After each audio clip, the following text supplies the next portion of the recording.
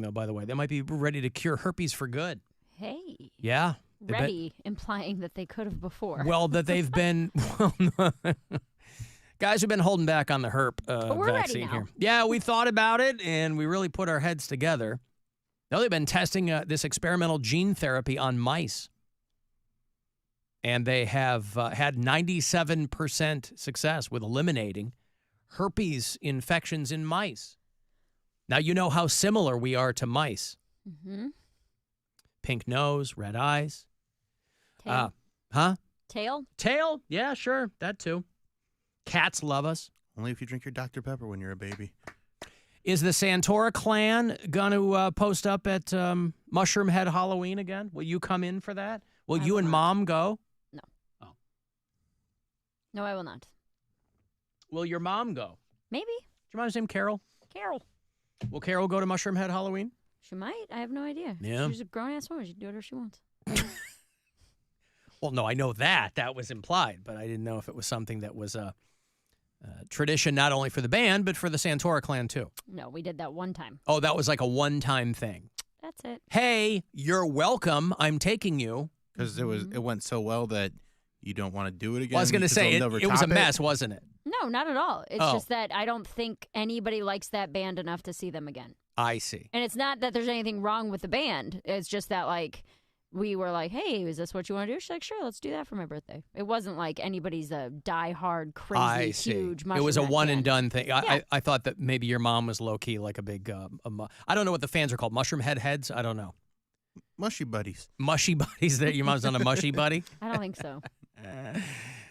Well, if your fans are called mushy buddies, guys, you need to come up with something better. I think it's good. I'm planting my flag in mushroom heads. I think it's good. 97% herpes virus infection rate cure in mice. All right. On the count of three, everybody name somebody that's going to be really happy about this. 1, 2, 3. Bill. Usher. Oh. No. Why did she say you? She's, first of all, she likes making sex jokes. And she also thinks that I have herpes. Why does she think that you have herpes? He's dirty. He's dirty. Wow. I mean, I've never seen or heard anything to indicate that, Mary. That's pure conjecture. I have heard. You know? All the tail Bill pulls, you'd certainly think that one or two of them would have been like, hey, give this dude a wide berth. That is what they say. Is there an unfortunate photo of you at a Cavs game with Usher, Bill? Is that where this is all coming from? You know, he's a minority owner. I'm without herpes and without Usher. All right. I was reading, you know, every time they want to pull something out of the permafrost, everybody thinks about the movie The Thing, and I'm no different. Not only do I love the movie, one of my favorite movies of all time, it's what I think about every time they go, oh, look what we found. They discovered ancient herpes in 50,000-year-old Neanderthal bones in a Russian cave. They had it so bad it was in the bones? Yeah, in the bones. That's all that's left. Yeah, they found ancient herpes in Neanderthal bones, and the scientists want to mess around and bring it back to life. Don't do that. See what they can do. We don't need herpes. Herpes. I mean, herpes already exists, so I think what they should do is they don't want to bring back that strain, though. I think that they should see if this other mouse herpes cure also works for Neanderthal herpes. The oldest human viruses have been uncovered in 50,000-year-old Neanderthal bones.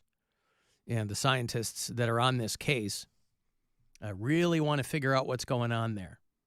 That's the thing with science, is you got to break a bunch of eggs before you get an omelet that won't kill people. Science. You have to be incessantly curious. And the best you can do is employ that scientific method. But it's that curiosity that has been, a blessing and a curse for millennia. Of course, you go back far enough, they didn't know what the hell was going on. You don't even have to go back that far. People didn't know what the hell was going on. But they identified remnants of herpes in these old bones. Mm. So you have to wonder, when they'll recreate just from skeletal remains, they'll recreate what they think a person looked like. You have to wonder if this Neanderthal had like a cold sore on his lip or if it's something worse than that. Because obviously they go, oh, how did early man go extinct? Well, viruses that had no cure. And, it's not like they had any notion of being able to take care of themselves to avoid those things. And so what these scientists always do is they go, hey, let's see how this virus compares to now. Let's see what happens. Medicine that actually works is all pretty new. It's all very new. Very new. Yes. Within like the last 100 years or so. So that's fun. This Russian cave in Siberia where they found 50,000-year-old bones and they discovered some herp in there. I'm just always impressed that they can figure out through bones that this person had herpes. Like it's in the marrow, right? I mean, if it's preserved in permafrost, they uncovered a baby woolly mammoth some years ago, and they said it was the most perfectly preserved, thing from that era ever. I just imagine a version of Encino Man with Brendan Fraser where he's got cold sores all over his lips. Ugh. Hey, buddy. Alan, just to let you know that Red Lobster at Great Northern Mall is still open. Please correct that on the air.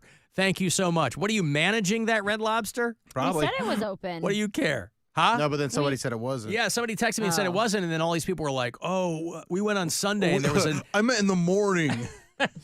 During breakfast hours. We went on Sunday, and there was a 90-minute wait, and I'm like, well, did they open it? That's got big Mother's Day energy attached to it. Because the place we went, we didn't do brunch on Mother's Day. We made, afternoon reservations, and so we get to this place, and we didn't realize that brunch was, what they were doing, all that was on the menu. What we looked at the time, we made the reservations, didn't say anything. I mean, it said brunch, but they didn't say that's all it was. So by the time we got there, thank God they were wrapping up brunch, but the girl was like, we can't take orders off the regular menu for another 20 minutes. And we're like, oh, okay, cool. Well, then can I have a gin and tonic and wait another 20 minutes? I mean, but if we had gotten there any earlier, if our reservation had been earlier than that, I'm like, we're not, I'm not paying $50 for my 8-year-old to go to the carving station. That's not what we're looking for. We just want to hang, have some conversation, talk about mothers. Is that what people do on Mother's Day? You talk about mothers? Mostly. I talked mostly about the mothers of invention. Mother fetchers. That too. Mm-hmm. So, okay, there you go. I have corrected that for that person who wanted me to let everybody know. Hashtag not an ad. I'm not being paid by Red Lobster to tell you that.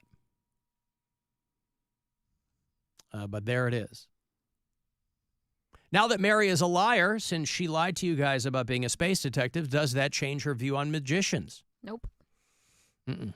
Still hate magicians. See, you can carry two opposite thoughts concurrently in your head. There's nothing wrong with that. Yeah. Mm-hmm. Alan, Neanderthals are the reason we have diabetes.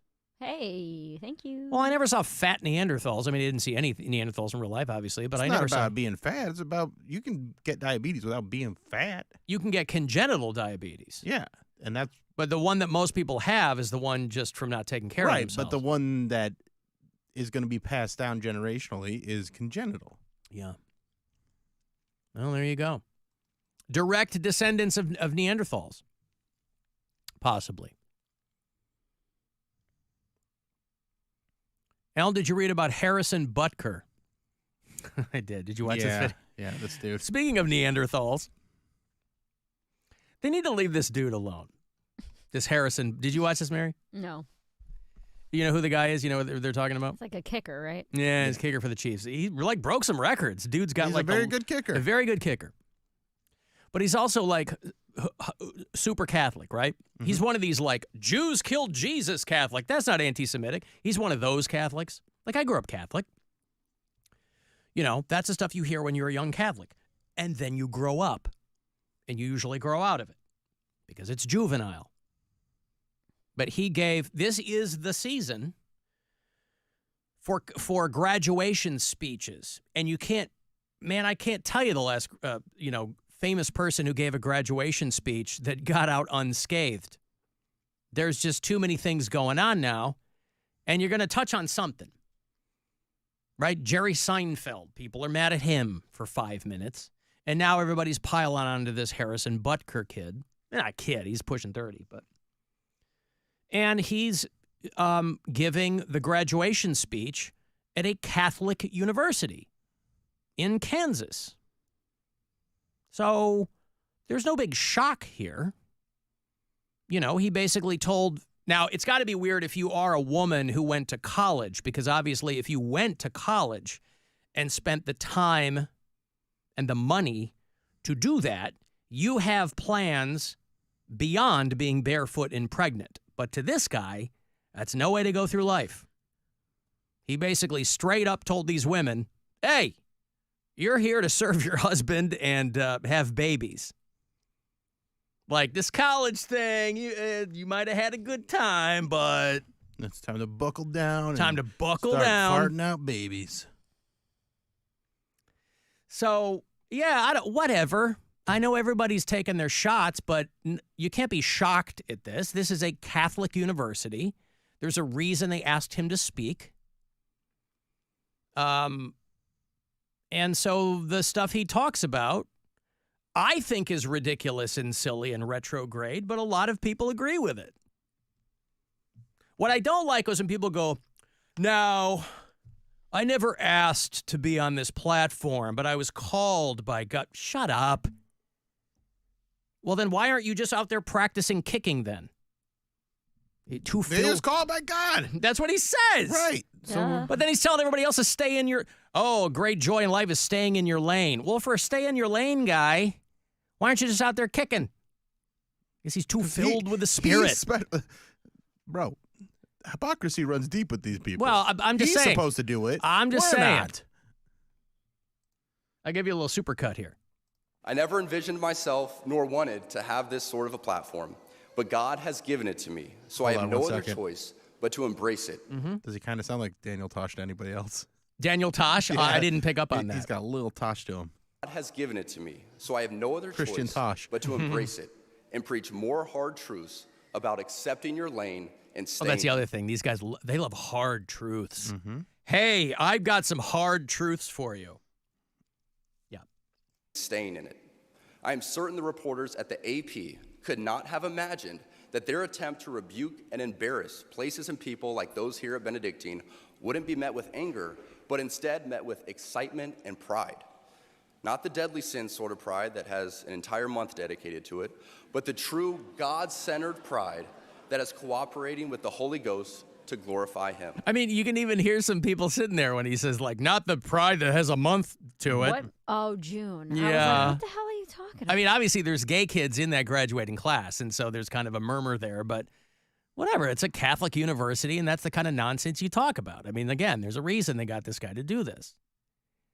You know, he's talking about the Holy Ghost. I mean, It's a powerful being. come on. For the ladies present today, congratulations on an amazing accomplishment.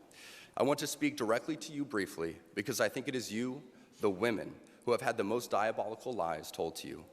How many of you are sitting here now about to cross this stage and are thinking about all the promotions and titles you are going to get in your career? Some of you may go on to lead successful careers in the world, but I would venture to guess that the majority of you are most excited about your marriage and the children you will bring into this world. Majority? I can tell you that my The majority? Well, he's talking to this graduating class from this Catholic university. Yeah, but here's the big secret. Not everybody who goes to Catholic colleges are Catholic.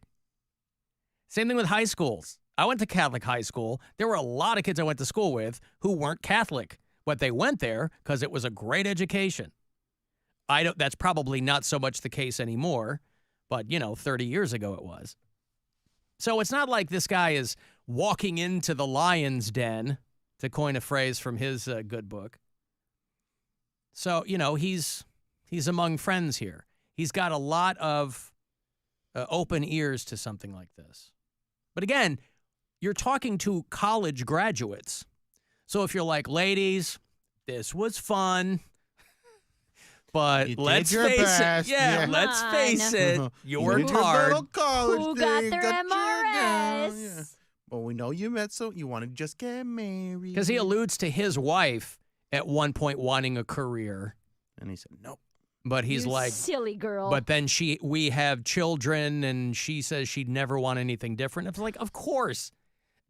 Who says, I had kids and they're the worst thing that ever happened to me? I mean, I guess some people do, but. I can tell you that my beautiful wife, Isabel, would be the first to say that her life truly started when she began living her vocation as a wife and as a mother. This class, this generation, and this time in our society must stop pretending that the things we see around us are normal. Heterodox ideas abound even within Catholic circles, for let's be honest, there is nothing good about playing God with having children, whether that be your ideal number or the perfect time to conceive. No matter how you spin it, there is nothing natural about Catholic birth control.